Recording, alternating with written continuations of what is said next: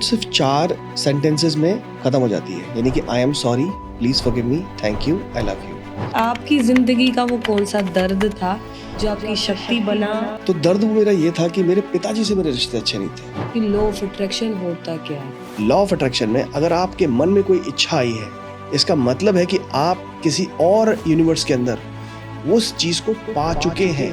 कि भाई अगर किसी के पास पैसा नहीं है और वो अपना मनी माइंडेड जो एरिया है उसको अगर कंसीव करना चाहता है तो उसके लिए कौन सा रास्ता वो अपनाए? पैसा जो है वो एक एनर्जी के रूप में है जिसको आप कभी स्टोर नहीं कर सकते, आप सिर्फ उसको ट्रांसफर कर सकते हो और वो फ्लो होके वापस आपके पास आती है। अच्छा, अदानी, अंबानी, इनके पास बहुत पैसा है, हमें उनकी सक्सेस के बारे में पता है, उनके फेलियर्स के बारे में नहीं पता। If you want to earn a lot of money, then you have to pick up a problem and you have to give a solution to that problem. पैसा ऑटोमेटिकली आएगा।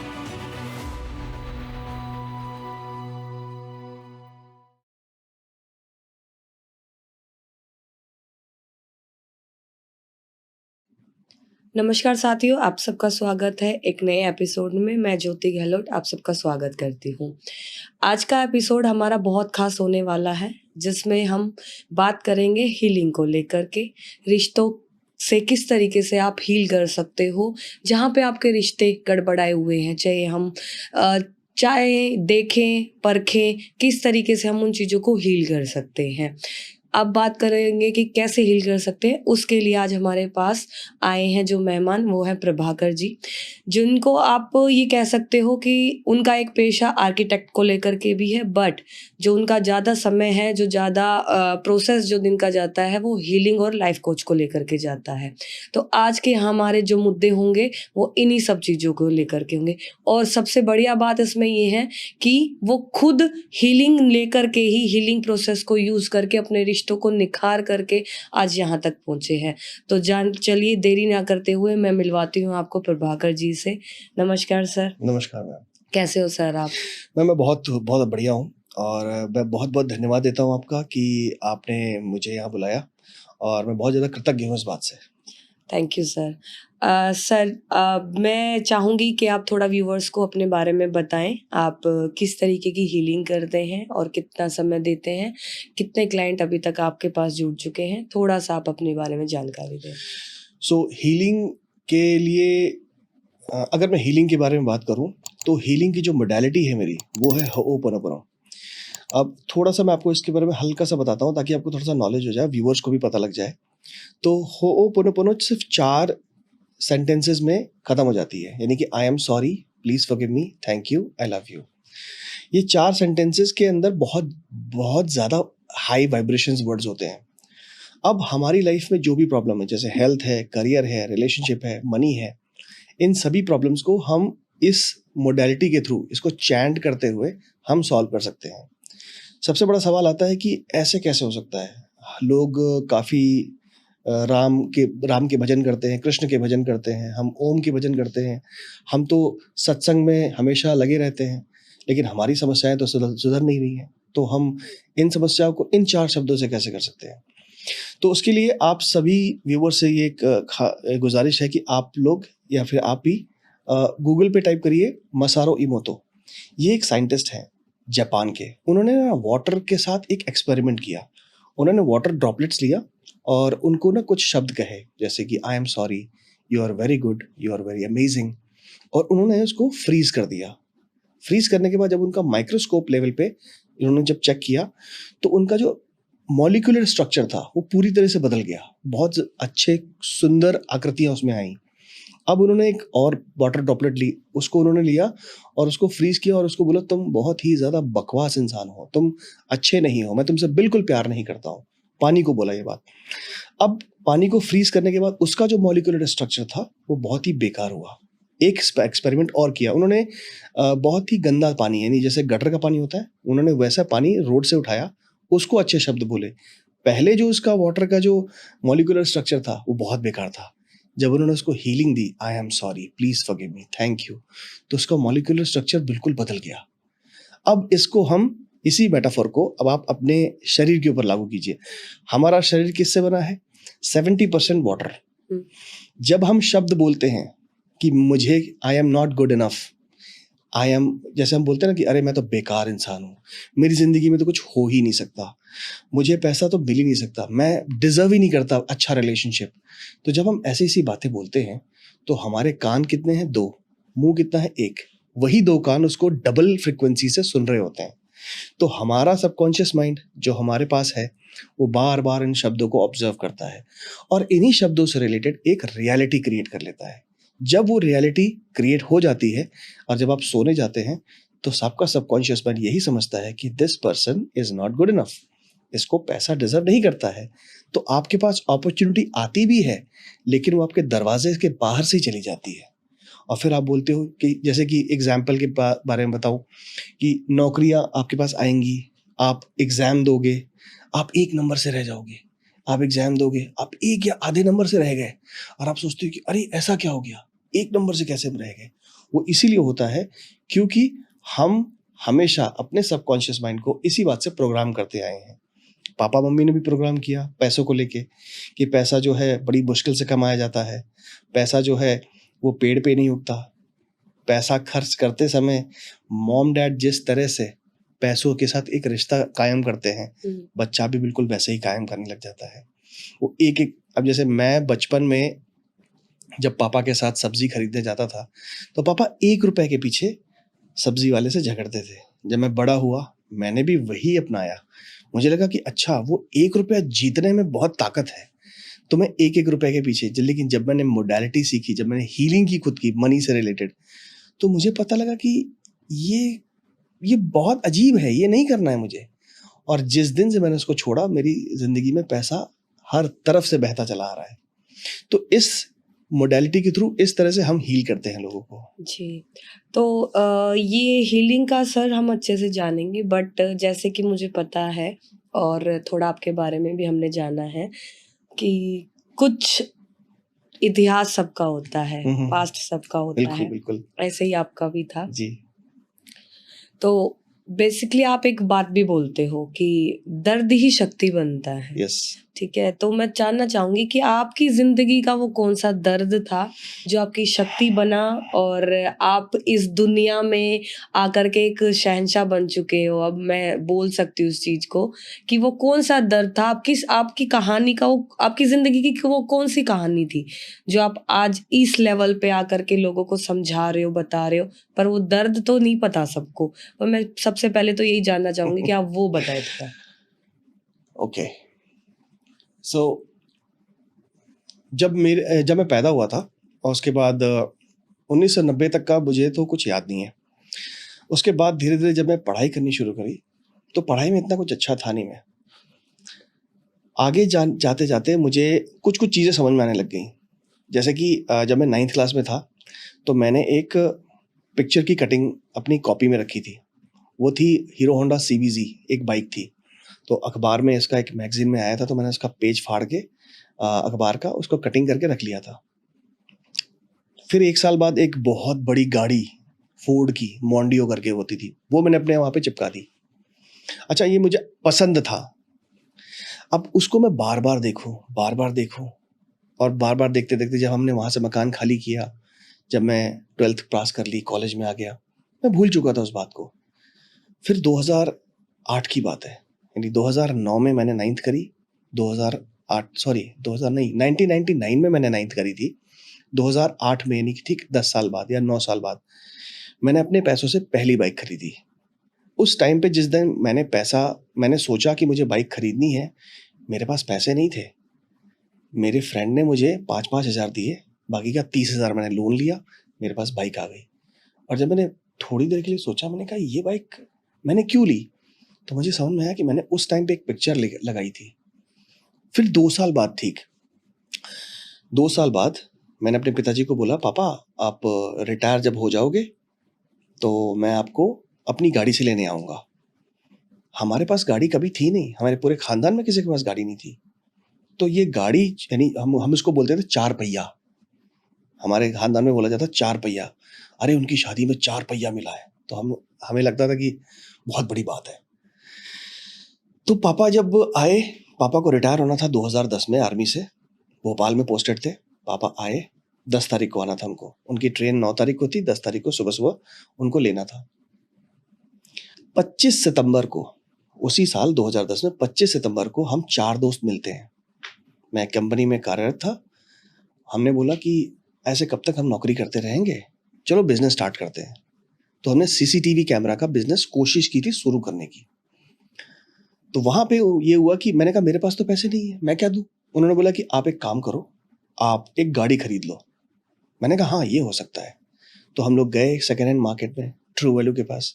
वहाँ पे हमें एक मारुति स्विफ्ट समझ में आई। हमने वो खरीद ली। अब यहाँ पे मानने वाली बात ये है कि उस वक़्त मुझे ड्राइविंग नहीं आती। मैंने पहली बार, मैं आज तक ड्राइविंग सीट पे बैठा तक नहीं हूँ। मैंने गाड़ी खरीदी, गाड़ी उनको दे दी। जिस दिन पापा को लेना था, हम लोग गाड़ी लेके गए। गाड़ी ले जाने के बाद उनको वापस लेके आए। तो अब यहाँ पे सोचने वाली बात है कि एक और मेरे साथ सच्चाई हुई। मैंने वो फ़ोटो लगाई थी, ठीक 10 साल बाद मेरे पास गाड़ी आ गई।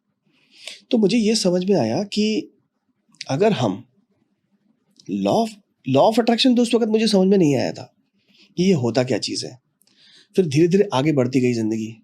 बहुत सारे फ़ेल्ड रिलेशनशिप हुए मेरे, बहुत सारे फ़ेल करियर भी हुए। मैंने ग्रेजुएशन में अच्छे मार्क्स नहीं आए थे मेरे, तो मुझे कोई नौकरी नहीं दे रहा था। तो मुझे ये समझ में आया कि आपको मेहनत तो बहुत करनी पड़ेगी। तो मैंने मेहनत शुरू करी। इसके साथ-साथ मेरा एक और, जो आपने जिसके बारे में बात करी कि एक ऐसा कोई दर्द, तो दर्द वो मेरा ये था कि मेरे पिताजी से मेरे रिश्ते अच्छे नहीं थे। क्योंकि पिताजी जिस हिसाब से उनको पाला-पोसा गया था, उन्हें वही पता था। अच्छा, ये बात मैं आज आपको बोल पा रहा हूँ। अगर आप 10 साल पहले पूछते, तो मेरे मन तो में शायद नहीं बोल पाते। घृणा, नफ़रत और गुस्सा था। बट आज मेरे मन में उनके लिए प्रेम है। और ये प्रेम बहुत बहुत मुश्किल से आया है। तो मेरे को भी हमारे हमें हमें फिज़िकली अब्यूज़ होते थे। मैं, मेरी मम्मी, मेरी बहन, और हमें वर्बली भी अब्यूज़ किया जाता था। तो हमें ऐसा लगा कि ज़िंदगी हमारी यही है। तो धीरे-धीरे जब हम आगे बढ़े, तो मेरे मन में जो नफ़रत थी, वो इस कदर घर कर गई थी कि मैंने ये सोच लिया था कि जिस दिन शादी हो गई, जिस दिन मेरा करियर बन गया, मैं छोड़ दूँगा पापा को। मैं इनके पास जाऊँगा ही नहीं कभी। और मम्मी को भी ले जाऊँगा, अपनी बहन को भी ले जाऊँगा। क्योंकि एक घर में जब एक बच्चा पैदा होता है, लड़का, तो जब वो बड़ा होता है तो वो अपनी उस एक मेल आइडेंटिटी बनाता है। और वो सेवियर की तरह देखता है कि मैं, ये इंसान जो है वो, इनके साथ बहुत दर्दनाक बिहेवियर है इनका, तो मैं इन दोनों को बचाऊँगा।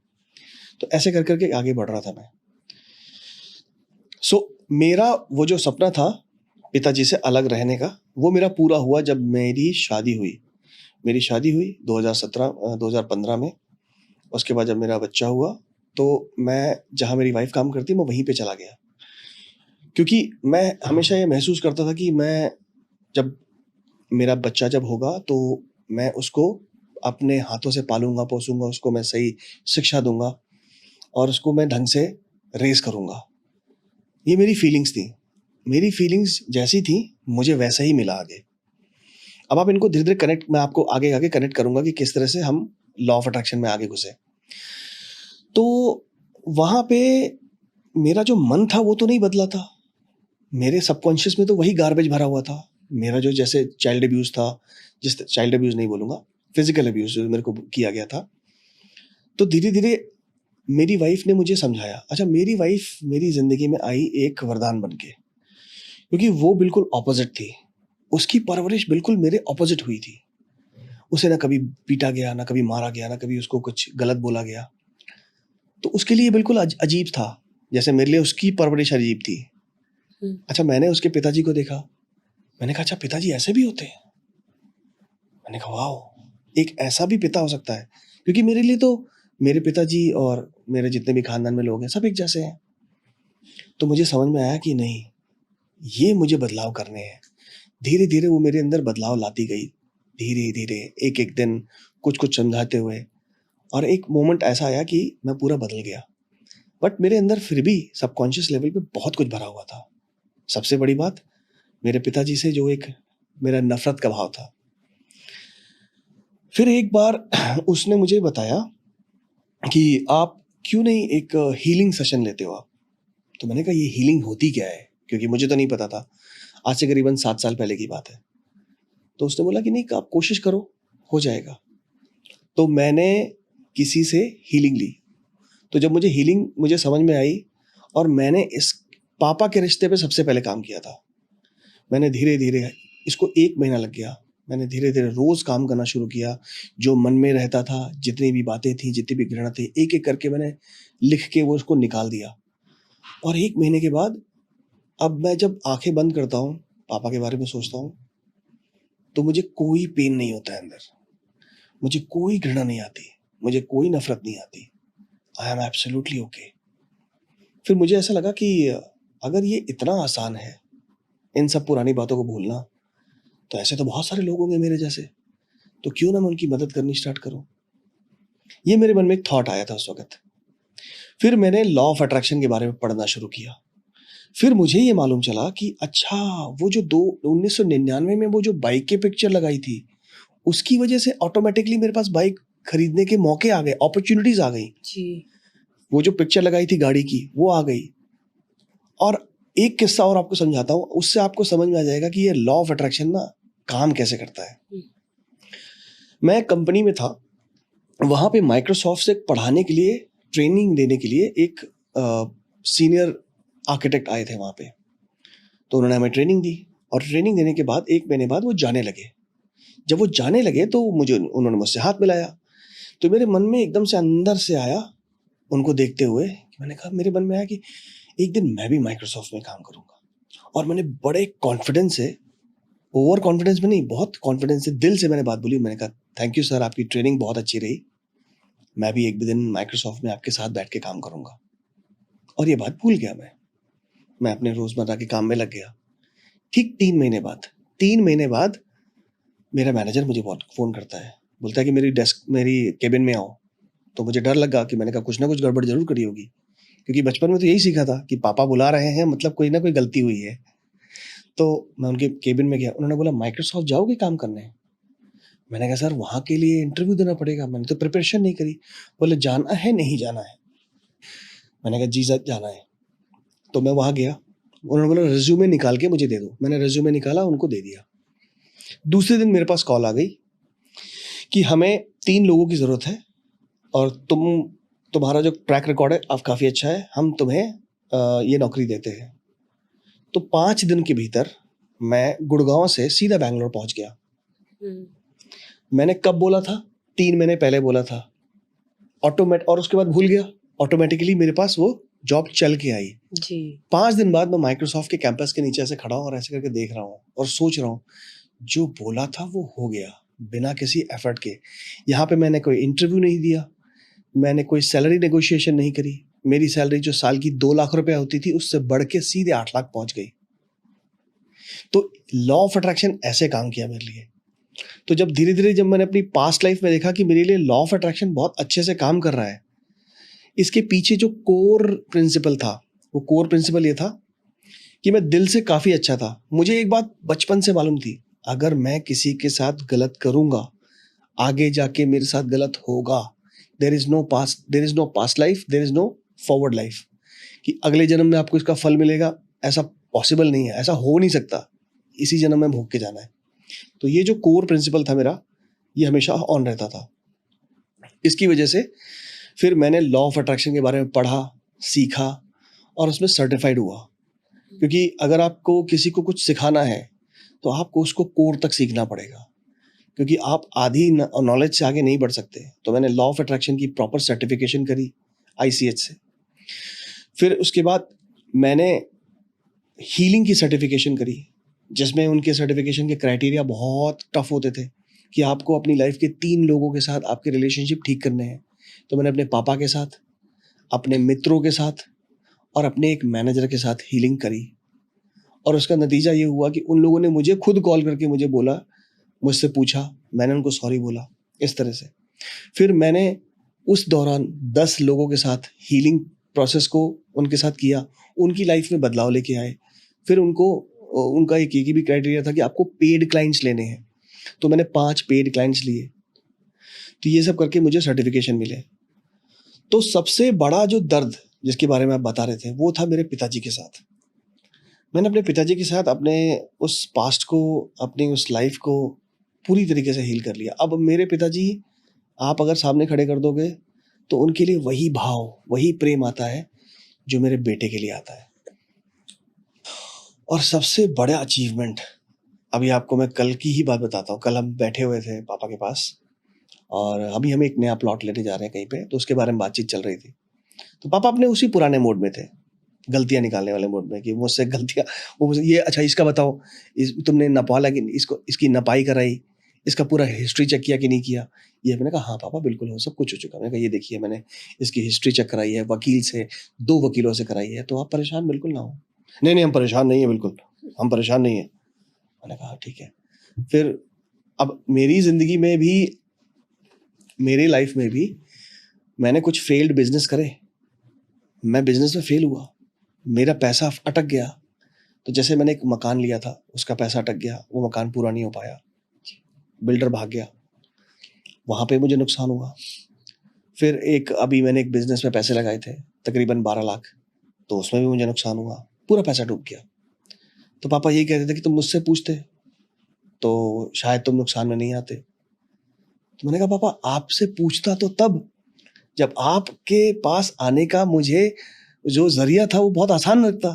आपसे तो डरता था मैं, लेकिन आज नहीं डरता हूँ। आज मैं आपको सारी बातें बताता हूँ। तो कल रात को हम लोगों ने बैठ के करीबन 3 घंटे बात करी और उन बातचीत में मैंने उनको पूरा समझाया कि ये हुआ कैसे। आज मैं आपसे कोई भी बात करने से पहले आपसे डिसीजन लेता हूँ, आपको पूछता हूँ, लेकिन पहले नहीं पूछ पाता था क्योंकि मुझे डर लगता था। आज वो भय खत्म हुआ, वो हीलिंग की ही मदद से हुआ। तो हीलिंग की वजह से मेरे अंदर का जो डर है वो खत्म हो गया। मेरे पिताजी के जब पैर में फ्रैक्चर हुआ भी, तो मैं उनको उनके कंधे पे कंधे रख के उनको वॉशरूम लेके जाता था। बिल्कुल वैसे ख्याल रखा मैंने उनका जैसे मैं अपने बेटे का रखता, अगर उससे कुछ होता, जैसे उसको बचपन में प्रॉब्लम हो गई थी। तो ये सब कुछ जो अचीव हुआ है ना, ये हीलिंग के माध्यम से। तो मुझे इस पे पूरा विश्वास है। मैं अपना खून के ऊपर इसका खून पे लिख के दे सकता हूँ कि इस पे मुझे इतना विश्वास है। और जैसे जैसे लोग मेरे पास आ रहे हैं मेरे वीडियोस को देखते हुए, यूट्यूब वीडियोस देखते हुए, सो जैसे जैसे मैं वीडियोस बनाता हूँ, तो मेरे वीडियोस बनाने के पीछे एक ही मकसद होता है कि किसी तरीके से ये बात उन लोगों तक पहुंच जाए जो एक्चुअल में प्रॉब्लम में है, जी। ताकि उन्हें ये समझ में आए कि इतना आसान है इसको सही करना। हमें सिर्फ और सिर्फ अपना माइंडसेट बदलना है।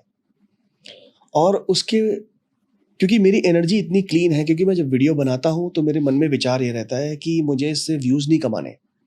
मेरे मन में ये विचार नहीं रहता कि मुझे इससे पैसे नहीं कमाने। पैसा एक आउटकम है, वो आएगा ही आएगा आपके पास, यहां से नहीं आएगा, किसी और सोर्स से आएगा।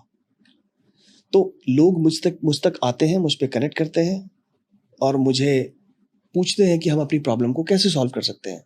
तो मेरे हर वीडियो में जैसे मैं एक डिस्क्रिप्शन में लिंक दे देता हूँ कि आप आइए 1 घंटे बात करिए मुझसे।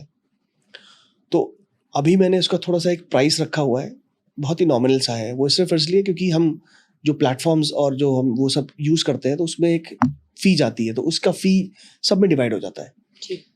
तो वो जब आते हैं तो मैं उनको समझाता हूँ, उन्हें बताता हूँ। अगर उनमें से कोई इंटरेस्टेड होता है तो वो मेरा 1 टू 1 सेशन लेता है।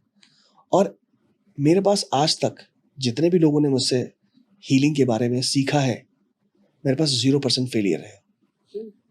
0 फेलियर है मेरे पास। कोई भी ऐसा इंसान नहीं गया, रूठ के नहीं गया, किसी ने मुझसे आज तक रिफंड नहीं मांगा। और उसका मेन मकसद यही है कि मैं हीलिंग में इतना अंदर तक उनकी एनर्जीज को क्लीन कराता हूँ कि वो एक बदले हुए इंसान बन जाते हैं। उनकी लाइफ में हेल्थ, रिलेशनशिप, करियर, मनी, ये सारी चीज़ें बहुत आसानी से आने लगती हैं। मैं आपको एक और बात बताना चाहूँगा कि 2023 की बात है, 2023 की बात है। एक मैडम आई थी गोवा से। उन्होंने मेरा इंस्टाग्राम में, शायद मैंने कुछ बोला होगा तो उन्होंने देखा और वो मुझसे कनेक्ट कर गई। उन्होंने बोला मुझे आपसे सीखना है।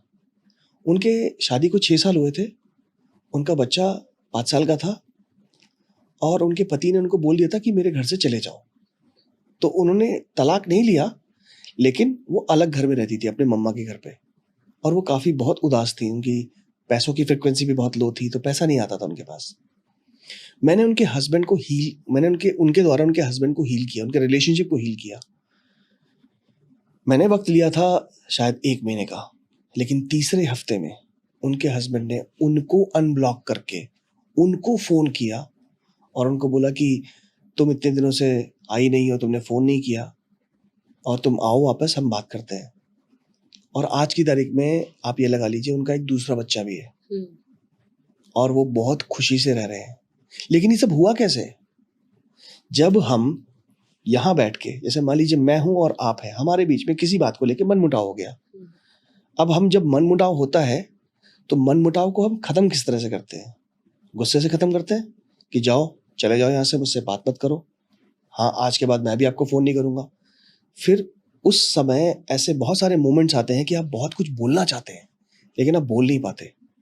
तो जब आप अक्सर हाँ, अक्सर देखा जाता है कि जो मनमुटाव चल रहा होता है, मान लो कि आपने एग्जाम्पल दिया, हम बात कर रहे हैं, हमारे बीच में नोक-झोंक हो गई, तो उस नोक-झोंक को वो गुस्सा ही आता है और गुस्से में हम जो वर्ड्स होते हैं हमारे, वो ऐसे ही होते हैं तिरस्कार भरे।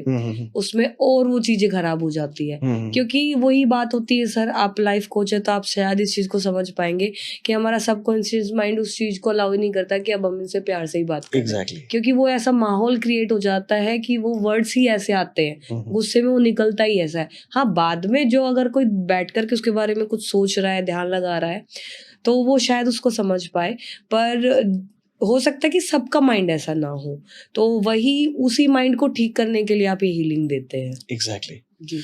सो छोटा सा बताता हूँ, हमारे बीच में कुछ ऐसा होता है तो इंसान वहां से तो उस फिजिकली तो वहां से अलग हो गया। अब आप भी अपने घर पे बैठे हैं, मैं भी अपने घर पे बैठा हूँ, लेकिन मेरे मन में जब आपका विचार आएगा तो मैं क्या सोचूंगा? नेगेटिव सोचूंगा आपके बारे में, पॉजिटिव तो नहीं सोच पाऊंगा, तो मैं नेगेटिव सोचूंगा। जितना ज्यादा नेगेटिव सोचूंगा, ये नेगेटिविटी आप तक ट्रैवल करके जाएगी और आपके सबकॉन्शियस में जो मेरा जो एक पिक्चर है उसे और ज्यादा नेगेटिव बनाएगी। तो नेगेटिव और नेगेटिव मिलके और ज्यादा नेगेटिव बन जाते हैं। हीलिंग में हम करते ये हैं कि हम उस इंसान को अपने मन में बिठा के उसकी पॉजिटिव चीज़ों के ऊपर ध्यान देते हैं, नेगेटिव चीज़ों को हम हटाते हैं, लिख के, बर्न करके, होपोनोपोनो करके। इस तरह से ऑटोमेटिकली मैंने अपने मन में आपको बिठा के आपके बारे में अच्छी अच्छी बातें बोली, तो इससे होगा क्या कि वो आप तक बात जाएगी आपके सबकॉन्शियस में। अब आप जब एक दिन बाद मेरे बारे में विचार लेके आओगे अपने मन में, तो ऑटोमेटिकली आपके मन से गुस्सा खत्म हो गया। और ऐसे धीरे धीरे करके रोज के रोज हम थोड़ी थोड़ी क्लीनिंग करते हैं और रिश्ता सुधर जाता है। जी। तो सर, अब थोड़ी देर पहले आपने लॉ ऑफ अट्रैक्शन के बारे में बताया, तो बेसिकली मैं सबसे पहले ये जानना चाहूँगी कि लॉ ऑफ अट्रैक्शन होता क्या है? और ये मतलब आम लोग जो हैं, अब चलिए हम तो मतलब ऐसा भी तबका है जो पढ़ा लिखा है, वो उस चीज़ को डायरेक्ट कनेक्ट कर पाएगा। पर कुछ ऐसे भी लोग हैं जो इस बारे में बिल्कुल ही नहीं जानते हैं। तो उनके लिए आप इसको एक बार थोड़ा खुल के बताएँ कि ये होता क्या है और ये किस तरीके से काम करता है? लॉ ऑफ अट्रैक्शन को एक लाइन में समझाता हूं मैं। जैसा आप महसूस करोगे आपकी जिंदगी में बिल्कुल वैसा ही होगा। हमारी लाइफ में हमको चाहिए एक अच्छा रिश्ता, एक अच्छा पैसा, करियर, एक अच्छी हेल्थ चाहिए। लेकिन हम सोच क्या रहे हैं, ये तो हमारी मांग हो गई कि हम चाहते ये हैं, लेकिन हम सोच क्या रहे हैं वो बहुत डिपेंड करता है। तो आप मांगने को तो आप चांद मांग लो, लेकिन अगर आपके जो विचार हैं वो मिट्टी की तरह हैं तो आपको कभी चांद नहीं मिलेगा। तो ठीक उसी तरह अगर आपकी लाइफ में आपको एक अच्छा रिश्ता चाहिए, एक अच्छा करियर चाहिए, एक अच्छा आपको हेल्थ चाहिए और एक आपकी लाइफ में खूब ढेर सारा पैसा चाहिए, तो आपको इन हर बातों के लिए आपको अपनी फीलिंग्स के ऊपर ध्यान देना पड़ता है। तो लॉ ऑफ अट्रैक्शन को अगर सिंपल शब्दों में अगर समझना हो आपको, तो आप ऐसे समझें कि आप जो भी चाहते हैं या जो भी बनना चाहते हैं, बनने से पहले अगर आपके विचार मन में आ गया है, ये जैसे गुरुत्वाकर्षण का नियम है ना, ग्रेविटेशन का, कि मैंने अगर ये कोई चीज़ छोड़ी तो नीचे ही गिरेगी, मैं ये रुमाल ऐसे छोड़ रहा हूँ तो ये नीचे ही गिरेगा, ये ऊपर उड़ नहीं सकता। तो ठीक उसी तरह लॉ ऑफ अट्रैक्शन में अगर आपके मन में कोई इच्छा आई है, इसका मतलब है कि आप किसी और यूनिवर्स के अंदर उस चीज़ को पा चुके हैं। बस अब वो क्वांटम फिजिक्स के अंदर वो जो आपने मांगा है आज की जो रियलिटी है, इसके बीच में जो डिस्टेंस है उसको ट्रैवल करने के लिए आपको फीलिंग्स का ध्यान देना है। ठीक है सर। तो जैसे कि हमारे पूर्वज भी बोला करते थे, अगर कोई बच्चा गलत बात बोल देता था या फिर बड़ा ही कोई बोलता था तो सब बोलते थे नहीं शुभ शुभ बोलो, शुभ शुभ होगा, हाँ। अच्छा अच्छा बोलो, अच्छा अच्छा होगा। यस। तो वो चीजें पहले के समय भी अच्छे से होती थी, बट Yes. लोगों को समझना और लोगों को उस चीज को फील करना, उसको उससे ही अपने आप को हील करने में अभी थोड़ा समय लगा, पर वो चीजें दोबारा से आना शुरू हो गई। क्योंकि हमारे बड़े बूढ़े यही बोलते हैं, अब हम गलत से बोलते थे, गुस्से में ज्यादातर हमें बोलते थे चल मर जा जाके, तो चल निकल हाँ, यहाँ से। हाँ। तो बड़े बूढ़े क्या टोकते थे, हम्म, गलत बात होती है, शुभ बोलते हैं, अच्छा बोलो अच्छा होगा। तो वही हम एक तरीके से बोल सकते हैं कि लॉ ऑफ अट्रैक्शन हमारे लिए काम करता है बिल्कुल। कि कुछ भी अच्छा करना है तो उसके लिए हमेशा अच्छा ही सोचते रहो, बिल्कुल। चाहे कैसी ही परिस्थिति आए, आपको उसके लिए अच्छा ही सोचना है, बुरा नहीं सोचना है, और फिर हम उसको पा सकते हैं। तो सर अब थोड़ा सा हम अपने और आगे एपिसोड पे चलते हैं, आगे बढ़ते हैं। तो प्रभाकर सर, आप जैसे क्लाइंट को देखते हो, टैकल करते हो, मैं ये जानना चाहूँगी कि कुछ लोग तो ऐसे होते हैं जो आपको बाहर से बिल्कुल लगेंगे कि बिल्कुल मजबूत हैं और इनके पास सब कुछ है, और मतलब कि बट अंदर से खाली होते हैं। और कुछ लोग ऐसे होते हैं कि जो आपको दूर से दिखेगा कि हाँ, ये तो इसमें तो कुछ नहीं है, ये तो टूटा भी हुआ है, सब कुछ है, बट अंदर से वो बहुत मजबूत मिलेगा। तो क्या ये 2 अलग-अलग तरीके के जो पैटर्न होते हैं इंसानों में, इनमें कुछ कॉमन भी होता है? जैसे आप हील करते हो, तो इनके बारे में आप थोड़ा बताएँ कि आप किस तरीके से उन दोनों चीज़ों को कवर करते हैं? इन सब चीज़ों में जैसे कि एक इंसान है जो कि बाहर से आपको दिखता है कि बहुत अच्छा है, पैसे वाला है, धनवान है, सब कुछ है, लेकिन उसका माइंडसेट, आप जब उसमें घुसने की कोशिश करते हैं तो आपको पता लगता है कि उसका माइंडसेट बहुत नेगेटिव है। और जो दूसरे तरीके का इंसान आपने बताया, तो इन सब में जो कॉमन चीज़ है वो है इनकी परवरिश। हर इंसान अपने रिश्ते में आज की तारीख में अगर वो अच्छा नहीं कर पा रहा है तो इसका मतलब है कि उसने इस बात की जो लर्निंग है वो अपने पेरेंट्स से ली है। हमें जब बच्चा कॉलेज में आता है, कॉलेज में आने के बाद जब बच्चा आगे बढ़ता है और शादी-वादी करता है और बच्चे पैदा करता है, तो उस समय उसका जो बिहेवियर है अपने पार्टनर के प्रति, तो बहुत बार समझ में आता है। जैसे लोग मेरे पास आते हैं और अक्सर कहते हैं कि हमारा जो पार्टनर है, जब तक प्यार में है तब तक तो सब कुछ ठीक है, लेकिन जब हम प्रेम में एक दूसरे के साथ होते हैं तो हम किसी और से कंसल्ट नहीं करते कि प्रेम करना कैसे है, प्रेम भाव में रहना कैसे है। लेकिन जैसे ही मनमुटाव आया तो हम कंसल्ट किससे करते हैं? आसपास के दोस्तों से, पेरेंट्स से, या फिर अपने कलीग से कि यार देखो मेरा हस्बैंड जो है या मेरी वाइफ जो है वो ऐसे है, उसने मुझे ये कहा। उनकी अपनी इनसिक्योरिटीज हैं, वो उनको कैसे गाइड करेंगे इनसिक्योरिटीज की तरीके से? तो ये जो कॉमन पैटर्न है वो ये है कि आपको सबसे पहले अपने रिश्ते अपने पेरेंट्स के साथ ठीक करने हैं। आज की लाइफ में हर लड़की या हर लड़का उसके अपने मॉम या डैड दोनों में से किसी एक के साथ रिलेशनशिप ठीक नहीं होंगे। ऐसा होता है कि अगर 100% आपको प्यार देना है किसी को, तो अगर पूछा जाएगा तो आप देखोगे कि वो बोलेंगे कि अच्छा मम्मा को मैं 70%, पापा को 30%, या फिर पापा को 70% या 60%, मम्मा को। किसी किसी का तो ये होता है कि मैं पापा को ही प्यार करती हूँ, मम्मा से तो मैं प्यार ही नहीं करती क्योंकि मम्मा स्ट्रिक्ट थी, पापा स्ट्रिक्ट नहीं थे। तो ये जो कॉमन पैटर्न है ना, वो ये है उनका जो अपना रिलेशनशिप जहां से स्टार्ट हुआ, ये कॉमन पैटर्न पकड़ता हूं मैं। अब तक रोज मेरे पास 7 से 8 कॉल्स आती हैं, क्योंकि इससे ज़्यादा मैं ले नहीं पाता। क्योंकि ऐसा नहीं होता है कि मैंने कॉल उठाई, 5 मिनट बात करी और बता दिया। अगर ऐसा करूँगा तो मैं किसी की मदद नहीं कर पाऊँगा। मुझे कम से कम 1 घंटा चाहिए होता है, क्योंकि 1 घंटे में मैं उनकी पूरी स्टोरी सुनूंगा, उनका बचपन की स्टोरी सुनूंगा। तो मेरा सबसे कॉमन सवाल होता है, आपका बचपन कैसा बीता? और सारा का सारा वहीं से जड़ समझ में आ जाती है कि उनका बचपन ऐसा बीता और इसकी वजह से ये प्रॉब्लम आ रही है। तो यही वो कॉमन पैटर्न है, हर एक का बचपन कैसा बीता, ये इंपॉर्टेंट है समझना। तो प्रभाकर सर, जैसे कि आपने हीलिंग प्रोसेस के बारे में बड़े अच्छे से बताया, लॉ ऑफ अट्रैक्शन के बारे में अच्छे से बताया, खास करके हमें समझ में आ रहा है जो आपकी जीवन की कहानी रही है उससे जोड़ करके जो हमें चीज़ समझ में आ रही है, तो ये पता चल रहा है कि हम अपने आप को, अपने रिश्तों को आराम से हील कर सकते हैं, बहुत आसानी से अपनी चीज़ों को आराम से यूज़ कर सकते हैं, उनको स्वस्थ भरपूर रिश्ते में, कामयाबी में कन्वर्ट कर सकते हैं। बिल्कुल कर सकते हैं। तो अभी मैं ये जानना चाहूँगी कि अभी तक का आपका कोई ऐसा क्लाइंट जिसको आपने हील कर दिया हो और हील करने के बाद उसकी जो कहानी है, जो आपको दिल को छू जाती हो कि हाँ, इसको मैंने हील किया, अभी तक की आपकी जर्नी में कोई ऐसा क्लाइंट रहा हो, उसके बारे में ज़रा हमें बताएँ? जो मेरा पहला क्लाइंट था जिसके बारे में आपको मैंने बताया था, उनकी जो कहानी है वो आज भी मैं नहीं भूल पाता हूँ। अच्छा, उन्होंने एक और रेफ़रेंस दिया था, उनकी कहानी तो आप सुन ही चुके हो, दूसरी कहानी सुनाता हूँ।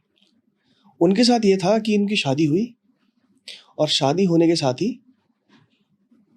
पहले तो उनका प्यार था, यानी वो दोनों आपस में पिछले 5 साल से एक-दूसरे के साथ इन्वॉल्व थे, तो उनकी लव मैरिज हुई। जैसे ही शादी हुई, लव छूमंतर, क्योंकि पहले तो ज़िंदगी अलग चल रही थी। पहले वो 2 या 3 घंटे के लिए मिलते थे, अच्छे से चाय-कॉफ़ी पीते थे। अब आपको उसी इंसान को 24 घंटे उसके साथ रहना पड़ रहा है, सामने वाले को भी और आपको भी। तो अब वो जो क्लैशेज़ हैं वो होने हैं। अब तक तो हम एक-दूसरे की अच्छाइयों को प्रेम करते थे, अब आपकी बुराइयों को भी प्रेम करना है। तो वहाँ पे इनके क्लैशेज़ बहुत ज़्यादा बढ़ गए। तो बात ये हुई कि दोनों ने पेपर डाल दिए कोर्ट के अंदर। जो लड़की थी वो, उसको उन्होंने बोला, जो पहले क्लाइंट थी मेरी, उन्होंने बोला कि आप एक बार बात करके देखो। क्योंकि उसके मन में ये था कि शायद अगर एक बार ये हो जाए तो अच्छा है। क्योंकि फिर एक बच्ची भी है, जिसकी उम्र मात्र 4 महीने है। तो वो काफ़ी डिप्रेशन में थी, क्योंकि बच्चा होने के बाद एक पोस्टपार्टम डिप्रेशन भी होता है। माँ को पहले से ज़्यादा केयर की ज़रूरत होती है। तो ये बातें कुछ थी। तो मैंने इनके साथ काम करना शुरू किया। तो उनकी प्रॉब्लम सबके साथ थी। लड़के के साथ, उनकी बहन के साथ, उनकी सास-ससुर के साथ, सबके साथ प्रॉब्लम थी। हमने ये समझने की कोशिश करी कि प्रॉब्लम है कहाँ पे। तो हीलिंग से पहले जो सबसे पहला स्टेप होता है कि आपको ये समझना कि प्रॉब्लम का कोर कहाँ से है, स्टार्ट हुआ। जी। अगर अभी ये रिश्ता खराब हुआ है तो ये रिश्ता तो स्टार्टिंग से खराब रहना था, लेकिन कुछ तो बदलाव हुए। तो जब हम प्रेम करते हैं तो प्रेम हम अपने हिसाब से करते हैं, लेकिन मैंने कहा था ना, जब हम नेगेटिवली एक दूसरे को टैकल करते हैं तो हमारे मन में ना एक गाइड होती है, एक कुंजी होती है, एक बुक होती है। हम उस बुक को खोलते हैं, उसको पढ़ना शुरू करते हैं। और वो बुक कौन सी है? जब आपने 7 साल की उम्र से 20 साल की उम्र में जो सीखा अपने पापा मम्मी से, कि आपके पापा मम्मी आपके साथ कैसे टैकल करते हैं, किस तरह से आपको बोलते हैं कि अगर आपके साथ ट्रांजैक्शनल बिहेवियर किया उन्होंने, तुम ये कर दो, तुम फर्स्ट आ जाओ तो मैं तुम्हें बाइक दिलाऊंगा, तुम फर्स्ट आ गए, अच्छे नंबर लाए तो हम कहीं जाएंगे घूमने, नहीं तो तुम छोटा मोटा काम करोगे। तो ये सारे ट्रांजैक्शनल सेंटेंसेस होते हैं जो अक्सर मॉम डैड अपने बच्चों से बात करते हैं कि नहीं पढ़ोगे तो तुम ऑटो चलाओगे। अब अगर वो उसको आपने ऐसा बोल दिया तो वो ऑटो रिक्शा वालों से नफरत करना शुरू कर देगा। 2 बच्चे हैं तो दोनों बच्चों में हम करना शुरू कर देते हैं कि देखो वो कितना अच्छा पढ़ता है तो तुम तो किसी काम के नहीं हो। तो ये जो छोटे-छोटे पैटर्न्स हैं, ये बच्चे सीख-सीख के बड़े हो जाते हैं। तो उन्होंने भी ऐसा ही कुछ सीखा। उन्होंने देखा कि उनके पापा-मम्मी कैसे आपस में टैकल करते हैं। उन्होंने देखा कि पापा-मम्मी जब एक-दूसरे से झगड़ा होता है तो 6-6 महीने बात नहीं करते। मम्मी जो है हमेशा अपनी सास की बुराई करती हैं उनके सामने। तो उसको ये समझ में आया कि सास is a villain in a family. तो हमने सबसे पहले तो उनको बोला कि आप वो सारे रिश्तों के नंबर लिखिए, नाम लिखिए और उनको एक नंबर दीजिए। 10 में से नंबर दीजिए। तो उन्होंने, यानी 1 का मतलब है बहुत खराब रिश्ते, 10 का नंबर है बहुत प्यारा बिहेवियर है आपके साथ। तो उन्होंने सबको नंबर दिया। तो फिर हमने कहा कि जो सबसे खराब था, यानी उनकी सास, हमने कहा उनसे स्टार्ट करते हैं। उन्होंने बोला उनसे तो मेरे रिश्ते ठीक ही नहीं कर रहे। मैंने कहा नहीं, उन्हीं से करना है।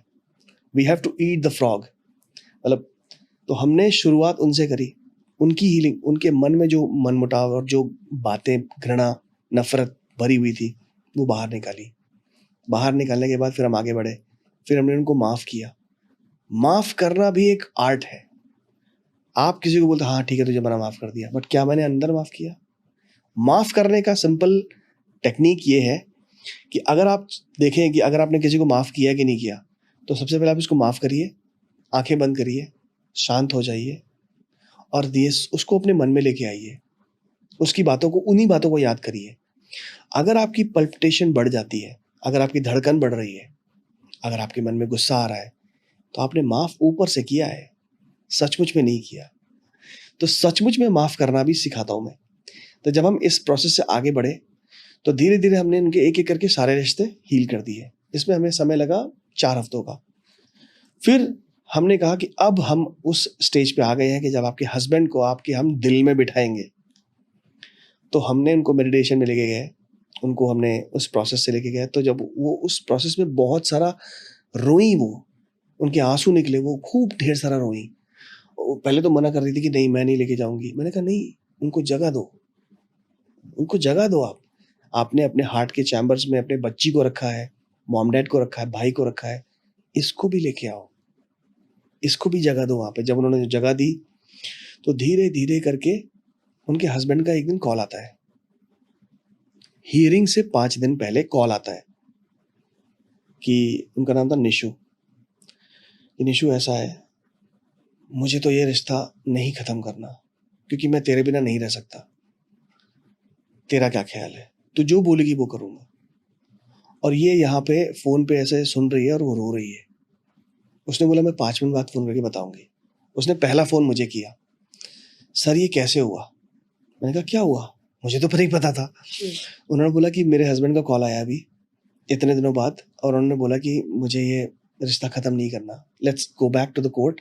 हम वो खारिज करते हैं एप्लीकेशन, हमें नहीं लड़ना इस केस को, और तुम मेरे पास आओ, यहीं रहो आके।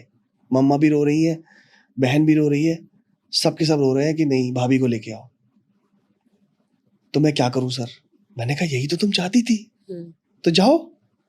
सर मुझे डर लग रहा है। फिर से हो गया, तो अब फिर से डाउट आने लग गया। देखो, क्योंकि हम नेगेटिव सोचने लग गए ना। तो उसी वक्त मैंने उनकी दोबारा हीलिंग करी, दोबारा उनको समझाया। फिर वो उनके घर गई और आज की तारीख में वो खुशहाल जिंदगी जी रही है। तो ये वो एक ऐसा मेरे साथ एक एपिसोड था जो मेरे दिल के बहुत करीब है।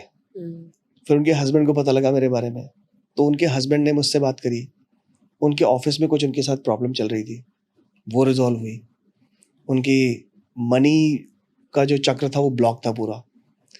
तो मैंने उनको बातचीत करके उनको हीलिंग सिखाई कि कैसे आप मनी को हील कर सकते हो, पैसे को खर्च करते वक्त क्या सोचते हो। तो ये सारी चीज़ें उसको सिखाई। सिखाने के बाद आज की तारीख में वो एक अच्छी कंपनी में, पहले वो एक छोटी सी कंपनी में थे, TCS में। वैसे TCS देखा जाए तो बहुत बड़ी कंपनी है, बट उनका जो रोल था वो बहुत छोटा था। आज वो Amazon वेब सर्विसेज में है और उनका पैकेज करीबन मेरे ख्याल से 80 लाख के करीब है साल का। तो वो कैसे उन्होंने ट्रैवल किया, दैट वाज अनदर स्टोरी। तो ये बहुत करीब है मेरे दिल के। सर जैसे कि अभी आपने हीलिंग को बताया कि रिश्तों को हील करने की स्टोरी से ही हमें उन चीज़ों का पता चल रहा है। अब मैं जानना चाहूँगी कि आप हमें थोड़ा उन लोगों के बारे में भी बताएं जो बचपन से ही पैसों की तंगी देखते हैं। अब बड़े होकर के वो धीरे-धीरे उसी स्टेज में आगे बढ़ रहे होते हैं। तो वो जो तंगी देख कर के वो इंसान जो अपने सबकॉन्शियस माइंडेड में, अब वो शायद उससे गलत रास्ते में भी चल पड़ते हैं बड़े होकर के। कोई सोचता है एकदम से पैसा कमा लूँ। ठीक है।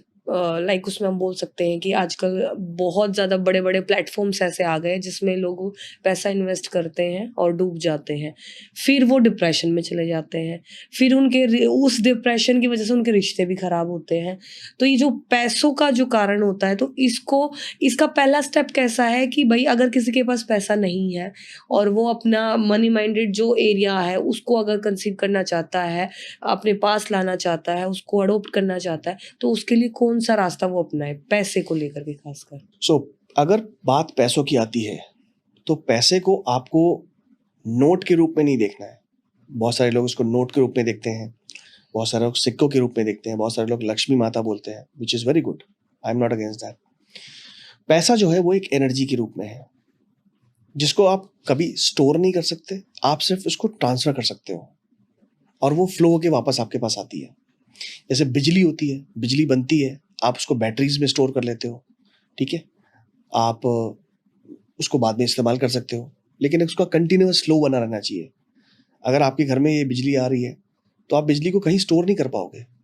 ये बल्ब जल रहा है, ये कैमरा चल रहा है, तो ये कंटिन्यूअस फ्लो है। अच्छा, लोगों के साथ प्रॉब्लम कहाँ आती है? लोगों को समझ में आता है कि पैसा बनाना बहुत कठिन है। जी, मेन चीज़ ये है कि हाँ। कमाना कठिन है हाँ। और उसको जोड़ना कठिन है। एग्जैक्ट। ये मतलब ये हर किसी के ही माइंड में होता है। बचपन से हम भी वही चीज़ें देखते आ रहे हैं और आगे महसूस कर रहे हैं कि भाई बहुत मेहनत करनी पड़ती है पैसा कमाने के लिए। तो वो प्रोसेस तो हम सभी देखते हैं उसको तो। सो पैसों से रिलेटेड जो प्रोग्रामिंग है वो हमें बचपन में मिली होती है।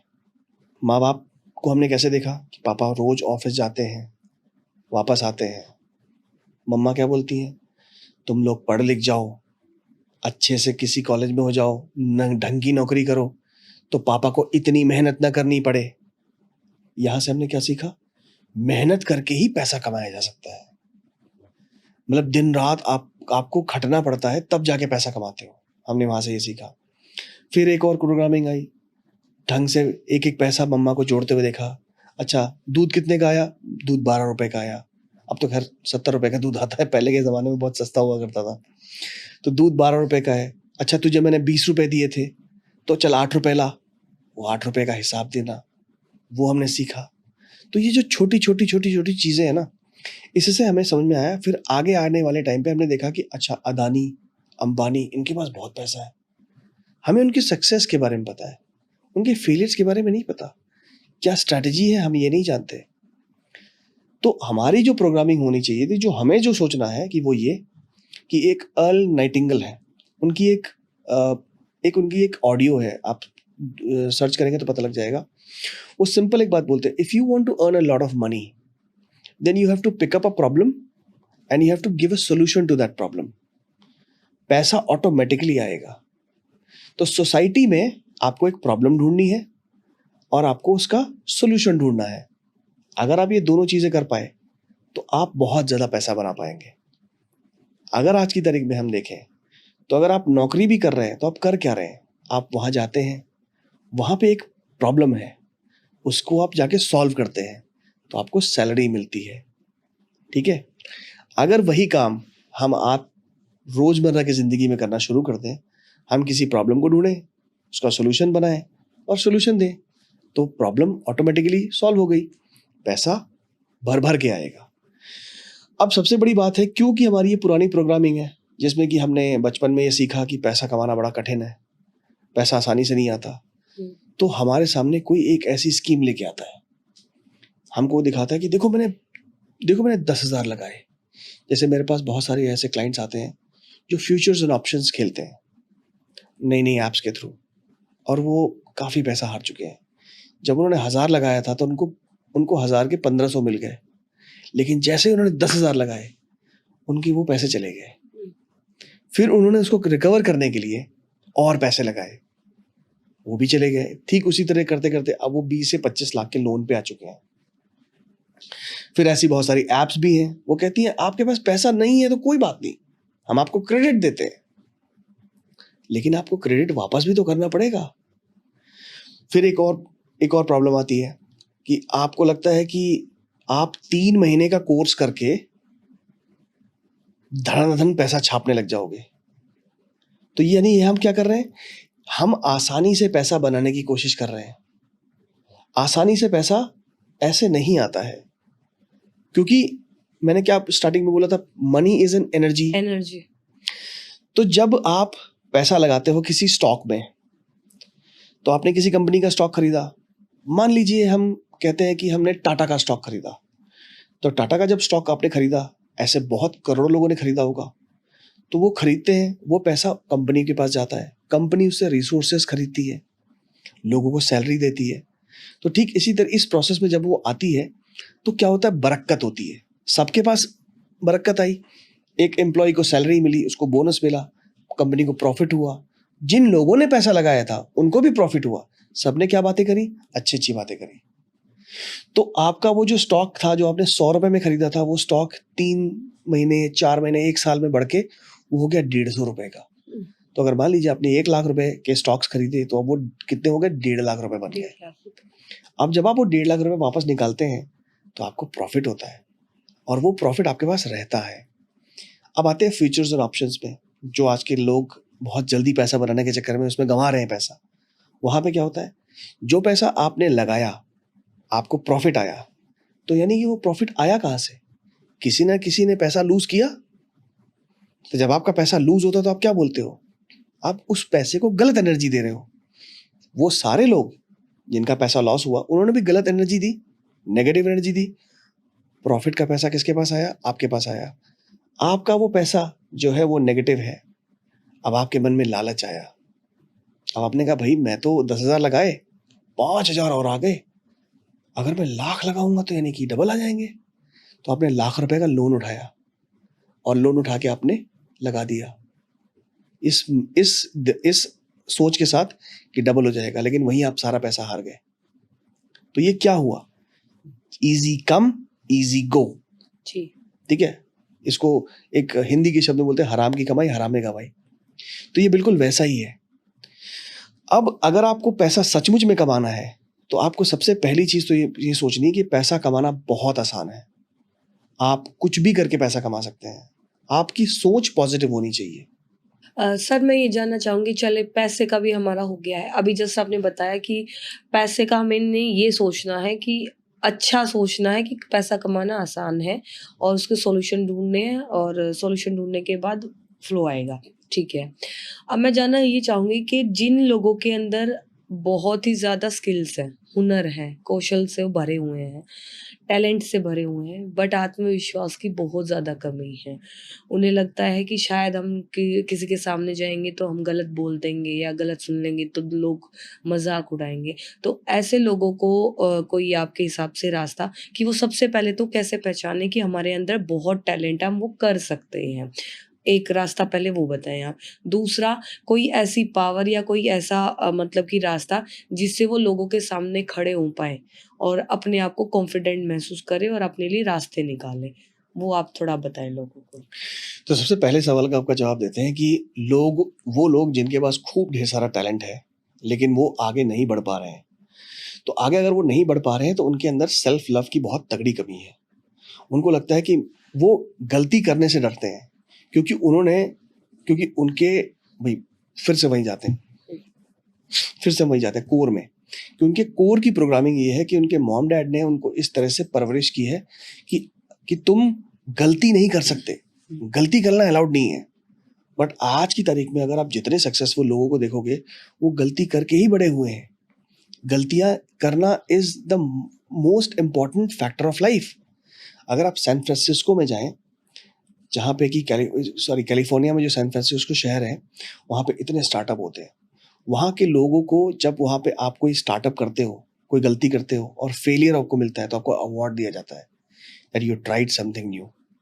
क्यों ये है कि आज की तारीख में हमारे हिंदुस्तान एरोनॉटिक्स लिमिटेड के अंदर हमारे पास इतने रिसोर्सेज हैं, इतने टैलेंटेड लोग हैं।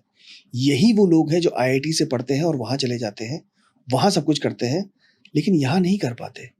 एक IIT का पास आउट ऑटोमेशन का इंजीनियर इंडिया में 7 साल लगाता है और वो सक्सेसफुल नहीं हो पाता। वो ढंग का कुछ इनोवेट नहीं कर पाता, लेकिन वो वहीं जाता है सैन फ्रांसिस्को और वो 2 साल के अंदर इनोवेट करके एक नया प्रोटोटाइप बना लेता है। क्यों? क्योंकि इंडिया में गलती करना अलाउड नहीं है। हमारी मानसिकता ऐसी है। तो उसको कोस देंगे, बार-बार में कोस करके उसका जो पॉजिटिव थिंकिंग भी होती है थोड़ी बहुत भी, उसको भी डाउन कर देते हैं। एग्जैक्टली। अब जैसे कि बहुत सिंपल सा एग्जांपल है, आपके घर में बच्चा है, आपके घर में बच्चा जो है वो छोटी-छोटी चीज़ों को, जैसे लड़का है तो वो तोड़ता रहेगा चीज़ें, उसका काम ही है तोड़ना, उसका माइंड ही वैसा बना हुआ है। वो आपके घर में खिलौना लेके आओगे तोड़ देगा, खिलौना लेके आओगे तोड़ देगा। हम जब तोड़ता है तो हम क्या बोलते हैं, अरे यार एक खिलौना लेके आया था, 1 घंटा तो चला ले, तूने 1 घंटे में तोड़ दिया। वो तोड़ के खोल खाल के उसको अलग, क्योंकि उसके अंदर क्यूरियोसिटी है, उसको जानना है, उसकी जीन्स में वो है। हम क्या करते हैं, हम उसको मना करते हैं। तो जो लोग टैलेंट से भरे हुए हैं, उनको सबसे पहले तो उनको अपने आप से प्रेम करना स्टार्ट करना है। दूसरी चीज, जो दूसरा स्टेप है वो ये है, you need to show up online. अगर आपके पास कोई भी टैलेंट है तो आप सबसे पहले तो उस टैलेंट को बाहर निकालो। आपके ऊपर है कैसे निकालते हो। यूट्यूब के थ्रू निकालते हो, इंस्टाग्राम के थ्रू निकालते हो। पहले के ज़माने में बहुत सारे आर्टिस्ट होते थे, बहुत कुछ करते थे, लेकिन वो आगे नहीं बढ़ पाते थे। आज की तारीख में हमारे पास माध्यम बहुत सारे हैं। तो अगर आपको बोलना बहुत अच्छे से आता है, आप डांस बहुत अच्छे से कर लेते हो, आप पढ़ा अच्छे से लेते हो, तो आप यूट्यूब पे नहीं वीडियो बना सकते, तो आप वीडियो तो बना सकते हो। वीडियो बना के रखो अपने पास। आप आज अच्छे से नहीं बोल पाओगे, आप फंबल करोगे, आपको अपना चेहरा देखने में दिक्कत आएगी कि मैं ऐसे मुँह बना रहा हूँ या मैं वैसे मुँह बना रहा हूँ। आप उन वीडियोज़ को रिकॉर्ड कर के अपने पास रखो। रोज़ के रोज़ एक वीडियो बनाओ। 365 दिन में 365 वीडियो बन जाएँगे और मैं गारंटी देता हूँ, ऐसा हो ही नहीं सकता कि आपका पहला वीडियो और आपका 365वाँ वीडियो तीनों मतलब वो सारे वीडियोज़ एक जैसे होंगे। आप हर दिन अपने अंदर कोई ना कोई चेंज लेके आओगे। ये है वो तरीका जिसके थ्रू आप आगे बढ़ सकते हो। दूसरी चीज़, बात आती है जब पैसों की, तो हमको पैसों की एनर्जी को ना हमें हमेशा पॉजिटिव एनर्जी देनी है। आप जब पैसा खर्चते हो तो आप क्या सोचते हो? आपकी सैलरी आती है तब आप क्या सोचते हो? जब आपकी ईएमआई कटती है तब आप क्या सोचते हो? रिक्शे वाले को पैसे दे रहे हो तो आप क्या सोच रहे हो? बाहर खरीदने जा रहे हो तो आप क्या सोच रहे हो? जब आपने कोई हाई टारगेट रखा, वो अचीव नहीं हो पाया, तो आप क्या सोचते हो? मान लीजिए आप कुछ खरीदना चाहते हो, आप कुछ किसी एक कोच का एक महँगा प्रोग्राम खरीदना चाहते हो, लेकिन आपके पास पैसे नहीं है, तब आप क्या सोचते हो? क्या आपके मन में ये आता है कि यार ये तो लूट रहा है? या फिर आपके मन में आता है कि ये वैल्यू क्रिएट कर रहा है? सो ऑलवेज़ रिमेंबर कि कैसे आप वैल्यू क्रिएट कर सकते हो। क्योंकि जो पुअर माइंडसेट है, वो सोचेगा ये तो बेकार है, ये किसी काम का नहीं है, इसको करने से कुछ नहीं होगा। अगर ऐसा होता तो सभी के सभी अमीर नहीं बन जाते। आपको ये सोचना है कि मैं कैसे वैल्यू क्रिएट कर सकता हूँ।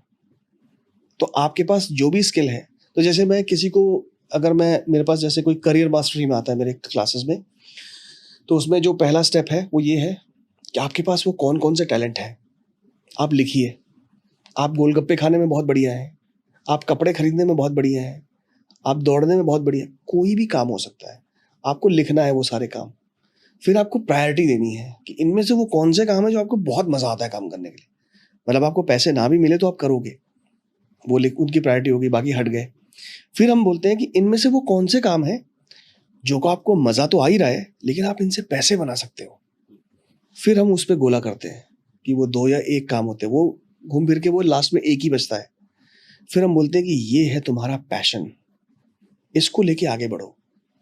फिर हम उसको लेके आगे बढ़ते हैं, उसमें बहुत सारी दिक्कतें आती हैं, क्योंकि जैसे आपने बोला कि लोगों को शो अप करना नहीं आता है।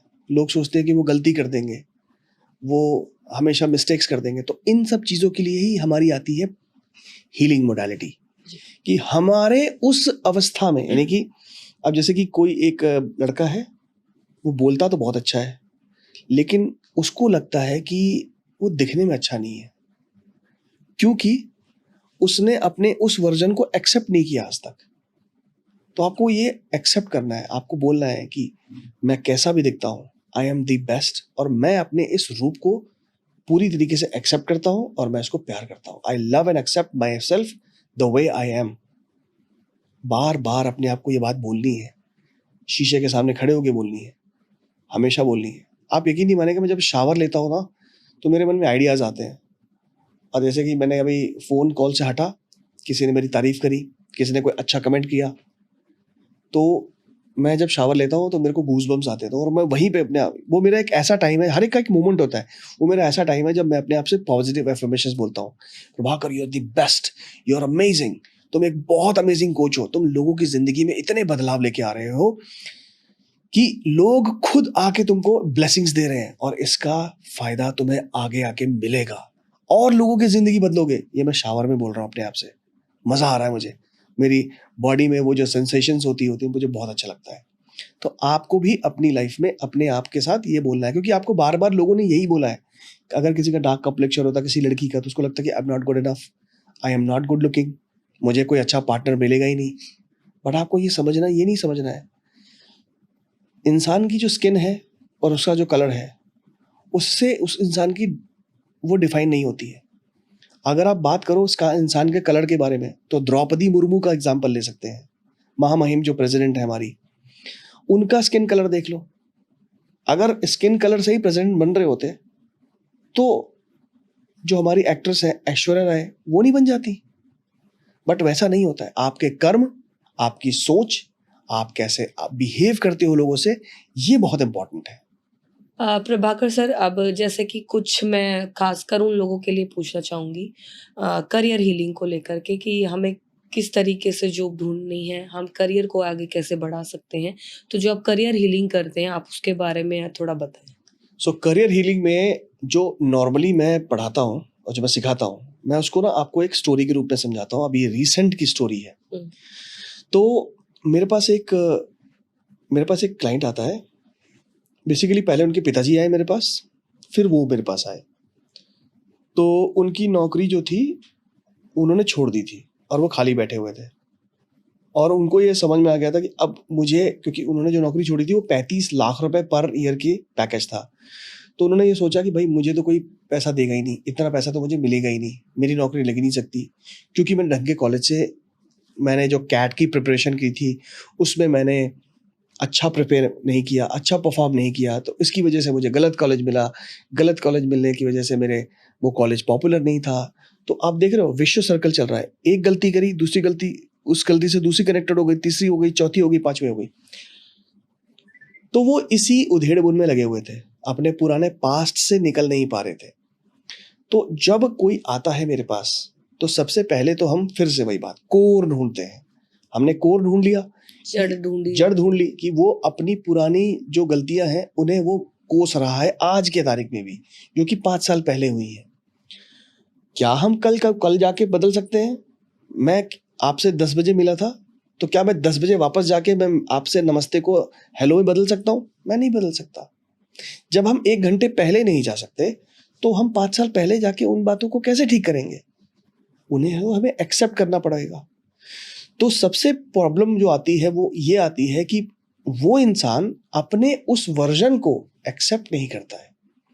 उसको अपने सामने लाके उसे कोसता रहता है कि तूने गलती करी थी, तेरी वजह से ऐसा हुआ, तू नहीं पढ़ पाया, तू अच्छे कॉलेज में एडमिशन नहीं ले पाया, तूने अगर ढंग से पढ़ाई करी होती तो तू निकाल लेता यूपीएससी। ये बहुत बहुत कॉमन चीज है। तो सबसे पहले तो हमने उस पैटर्न को हील करने की कोशिश की, हमने उसे बाहर निकाला सबकॉन्शियस से। क्योंकि कॉन्शियस माइंड में तो रहता है, तो आप, मैं बोलूंगा कि इसको सोचना छोड़ दो, तो आप सोचना छोड़ दोगे, लेकिन आपके सबकॉन्शियस में जब होगा उसे नहीं छोड़ पाओगे। उसके लिए हम एक प्रोसेस के थ्रू जाते हैं जिसमें हम सब कुछ लिखवाते हैं, फिर उसको बाहर निकालते हैं, फिर हम होपोनोपोनो करते हैं, फिर उसके लिए कॉन्वर्जेशनल होपोनोपोनो होती है, वो हम ट्राई करते हैं। तो ऐसे करते करते करते करते इस प्रोसेस में बहुत सारे डाउट्स आते हैं। उन डाउट्स को मैं क्लियर करता हूँ रोज बैठ के कि नहीं, तुम्हें ऐसे नहीं सोचना है, तुमको ऐसे सोचना है। क्योंकि जब हम खुद के साथ बैठे होते हैं तो जो हमें पसंद आता है हम वही सोचना शुरू करेंगे, लेकिन सामने जब कोच बैठा होगा तो वो बताएगा नहीं, ये सोचना गलत है, आप इसको दूसरे नजरिए से भी देख सकते हो। तो वो जो दूसरा नजरिया है वो बेनिफिशियल होता है। तो ठीक इस तरह से आगे करते रहते हैं। एक स्टेज ऐसी आती है कि वो इंसान जीरो लेवल पे आ जाता है। पहले वो नेगेटिव था, अब वो नेगेटिव से जीरो लेवल पे आ गया। अब मेरा काम है उसको पॉजिटिव पे लेके जाना। अब मैं आंखें बंद करवाता हूँ और पूछता हूँ कि तुम जॉब में करना क्या चाहते हो? जो आप जॉब चाहते हो, जैसे नौकरी चाहते हो, कुछ भी चाहते हो, उसमें आप चाहते क्या हो करना? तो हम कहाँ पे काम कर रहे हैं? उसकी फीलिंग्स पे काम कर रहे हैं। वो कैसा महसूस करना चाहता है, वो किस ऑफिस में काम करना चाहता है, उसका मैनेजर कैसा होगा, कितनी सैलरी वो ड्रॉ करना चाहता है, कितनी सैलरी वो ड्रॉ करना चाहता है, मैनेजर और उसके साथ का बिहेवियर कैसा होना चाहिए, जॉब इंडिया में करनी है या बाहर करनी है, कहाँ करना चाहते हो। तो इसको कहते हैं जॉब क्लैरिटी प्रोसेस। फिर हम उससे वो लिखवाते हैं कि तुम सोचो, आंखें बंद करो, विजुअलाइज करो और सोचो कि तुम महसूस क्या करना चाहते हो। तो जब वो उस प्रोसेस पे जाता है, उसको महसूस करता है और उसको पूरा लिख लेता है, तो वो बन गई उसकी गीता। अब उस गीता को हमें रोज पढ़ना है और महसूस करना है कि वो हमें मिल चुका है। और ऐसा करते करते करते मुझे लगता है कि हमें 3 हफ्ते हो गए थे और 3 हफ्ते में हमको एक क्लैरिटी आ गई थी कि हमें इंडिया में जॉब नहीं करनी। उस लड़के को इंडिया में जॉब नहीं करनी। तो मैंने कहा कहाँ करनी है? तो बोलता है मुझे दुबई जाना है। मैंने कहा चलो स्टार्ट करते हैं जर्नी दुबई की। हमने दुबई की जर्नी की, स्टार्ट करी। मैंने उसको एक प्रॉपर 7 स्टेप प्रोसेस बना के दिया कि दुबई में तुम कहाँ काम करोगे, कौन-कौन सी वो लिस्टेड कंपनी है जहाँ पे तुम इंटरव्यू दे सकते हो, तुम्हारी प्रोफाइल मैच हो सकती है। उन प्रोफाइल में मैच कराने के लिए तुम्हारे पास कॉन्टैक्ट्स कौन-कौन से हैं, लिंक्डइन पे जाओ, उन लोगों को कॉन्टैक्ट करो, उनसे बात करो। उसने वो किया। फिर उसके बाद तुम्हारा इंटरव्यू कल है, क्योंकि अभी तक तुम्हारे पास इंटरव्यू की कॉल तो आई नहीं है। तुम्हारा इंटरव्यू कल है, आज तुम कितना प्रिपेयर्ड हो? क्या तुम प्रिपेयर हो? नहीं हो? अभी से प्रिपरेशन शुरू करो। उसने वो करना शुरू किया। ऐसे करते-करते उसने 3 कंपनीज़ में अप्लाई किया था। 1 कंपनी से रिप्लाई आया।